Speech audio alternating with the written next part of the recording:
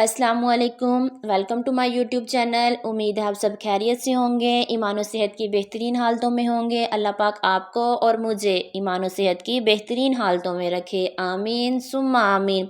बुढ़ापा तो एक नॉर्मल प्रोसेस है।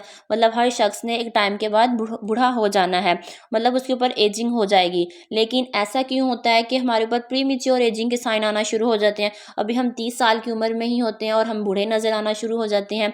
मतलब हमारी ज़िंदगी की ऐसी बहुत सी एक्टिविटीज़ होती हैं, हम ऐसे मतलब बहुत ज़्यादा लापरवाहियाँ करते हैं जिसकी वजह से हमारे ऊपर प्री मेच्योर एजिंग के साइन आना शुरू हो जाते हैं। अब मैं आपको बताती हूँ प्री मेच्योर एजिंग के साइन कौन कौन से होते हैं।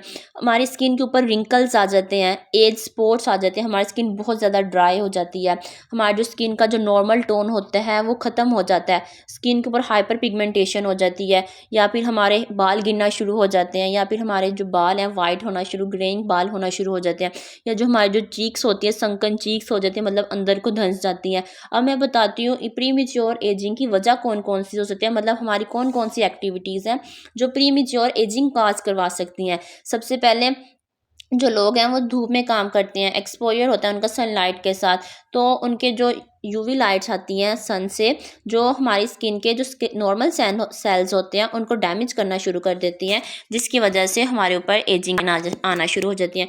90% जो फोटो एजिंग होती है ना, मतलब जो प्री मेच्योर एजिंग होती है वो एक्सपोजर टू सनलाइट की वजह से होती है। और इसके अलावा अगर बहुत ज़्यादा एक्सपोजर होता है हमारा यूवी लाइट के साथ तो वो स्किन कैंसर की वजह भी बन सकते हैं। उसके बाद एक स्मोकिंग, जो लोग स्मोकिंग बहुत करते हैं, सिगरेट पीते हैं, सिगरेट के अंदर मौजूद होता है निकोटीन। जो निकोटीन होता है ना वो हमारे स्किन की जो कोलेजन होता है और इलास्टिक फाइबर्स होते हैं उनकी ब्रेक डाउन कर देते हैं और आपकी स्किन के ऊपर रिंकल्स आ जाते हैं और आपकी जो चीक्स होती है संकन हो जाती है, अंदर को धुंस जाती हैं। आपने देखा भी होगा जो अक्सर जो सिगरेट पीते हैं या फिर जो नशेई लोग होते हैं तो उनकी जो चीक्स होती हैं वो अंदर को मतलब अंदर को गई हुई होती हैं। और इसके अलावा जो हमारी डाइट होती है, हमारी डाइट जो सबसे मेन फैक्टर है ना, जो डाइट मेन फैक्टर है, अगर हमारी अच्छी डाइट होगी हमारी अच्छी स्किन होगी। तो अगर हम अनहेल्दी डाइट लेते हैं, मतलब ऐसी डाइट लेते हैं जिसके अंदर शुगर का कंटेंट बहुत ज़्यादा होता है, तो वो प्री मेच्योर एजिंग काज करवाते हैं। और इसके अलावा जो लोग अल्कोहल बहुत ज़्यादा पीते हैं, जो अल्कोहल होते हैं वो हमारी बॉडी को डिहाइड्रेट कर देती है। जब बॉडी डिहाइड्रेटेड होती है जो हमारे स्किन के सेल्स होते हैं वो डैमेज होना शुरू हो जाते हैं।